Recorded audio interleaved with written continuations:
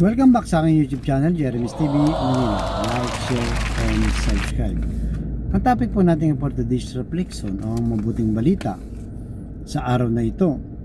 Marami sa atin, sa sobrang stress, sa sobrang pagod, sa dami ng mga alalahanin sa buhay, o sa maraming nakaaway na tao, minsan napupuno po tayo, yung mga bagay na naiipon, katulad ng galit, buot, sama ng loob, lungkot, at kung ano-ano pang mga hindi magagandang naiipon sa ating pagkatao.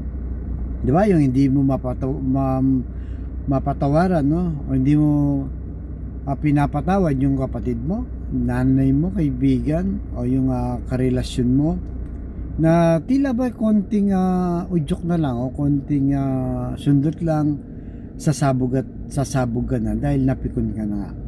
At minsan napapagtanto mo, bakit nga ba ako sumabog? Bakit nga ba lumabas ang galit ko? Di ba? Marami po kasi sa atin ng ganon. Pero meron naman mga ibang tao na sobrang haba ng pasensya. Kahit na kinabog na o pinikon, hindi napipikon, nakatawa pa rin. Ibig sabihin, talagang mahaba po ang pasensya na tinahayaan na lang yung mga bagay na nakakapag-inis o nakakapikon sa kanya.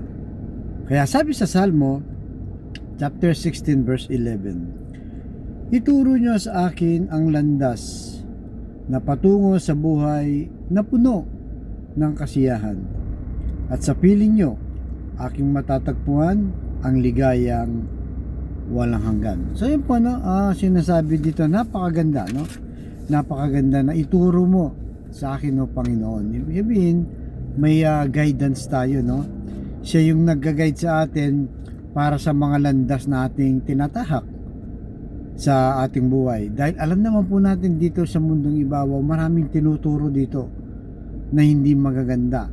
Di ba? Nandyan na yung away, nandyan na yung mga bisyo, sugal, alak, sigarilyo, poot sa kapwa, mga illegal, at kung ano-ano pang masasama na naituturo ng mundong ibabaw na ito. At meron din naman siyang naituturo ng mga kaligayahan. Kagaya nga nun, diba? Nagbibisyo ka, akala mo okay yun, masarap. Nagsusugal ka, akala mo okay, masarap. O kung ano pa mang ginagawa mong hindi maganda. Pero kung titingnan natin, yung offer ng mundo ay temporary lang po. At darating din yung araw, Darating din yung araw, magbabago yan. Yung relasyon mo, yung kayamanan mo, yung kapangyarihan mo, hindi lang mababago, mawawala din yan. Kasi nga, lahat po ng bagay dito sa mundo ay temporary lang po at walang permanente. Kaya nga sabi nga doon sa binasa natin, na sa Salmo, ituro mo sa akin ng landas ng walang hanggang kaligayahan. So sinasabi dito ay yung buhay na walang hanggan, na kahit na anong gawin natin sa mundo, magkamal ng maraming kayamanan, nasa iyo na lahat ang kapangyarihan, hindi pa rin tayo masasatisfied. Diba? Kaya kung mapansin nyo, yung mayaman, lalo pang yung mayaman, may isang kotse ka lang, gusto mo pang maraming kotse. May 1 milyon ka na, gusto mo 2 milyon, 3 milyon, o bilyon, o trilyon sa mga tao talagang mayayaman. So wala pong satisfaction dito sa mundo. Lahat ng ito ay temporary lang.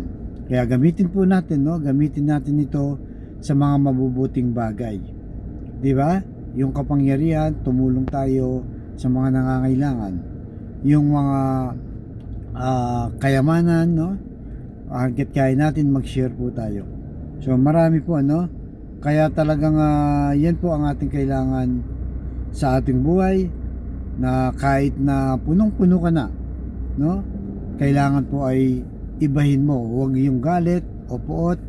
Kumbaga, punong-puno ka ng pagmamahal, ng pasensya, ng sakripisyo, ng pagiging makatao, o magiging humble ka sa iyong buhay.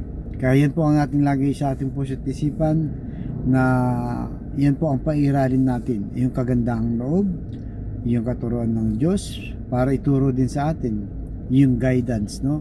Kung saan yung paputang kaligayahang walang hanggan o buhay na walang hanggan. Kaya sa kapatid nating nanonood sa aking vlog na may problema sa pamilya, pinansyal at kalusugan, sabayin mo ko sa napakasimpleng dasal na kung ikay maniwala at magtiwala sa ating Panginoong Yesus ay tsak yun ipagkakalob sa iyo sa tamang panahon.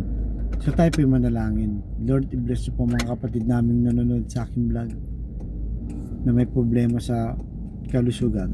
Ipuhin niyo po ang iyong mapagpagaling na kamay. Haplusin niyo po, tanggalin ang kanilang karamdaman.